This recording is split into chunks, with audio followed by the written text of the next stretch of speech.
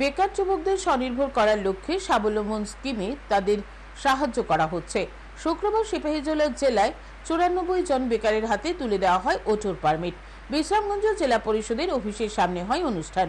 সিপাহীজলা জেলা ইন্ডাস্ট্রি, জেলা পরিবহন দপ্তর এবং জেলা পরিষদের সহযোগিতায় যুবকের হাতে ওটোর পারমিট দেওয়ার পাশাপাশি সড়ক সুরক্ষা নিয়ে সচেতনতামূলক আলোচনা করা হয়। উপস্থিত ছিলেন সিপাহীজলা জেলা পরিষদের সভাধিপতি সুপ্রিয়া দাস দত্ত, সিপাহীজলা জেলার মুখ্য পরিবহন আধিকারিক দিবাকর দাস, জেলা ইন্ডাস্ট্রির সভাপতি সন্দীপন সিংহ সহ অন্যান্যরা। এদিন জেলার 3টি মহকুমা থেকে মোট 84 জন যুবকের হাতে স্বাবলম্বন স্কিমে ওটোর পারমিট বিতরণ করা হয়।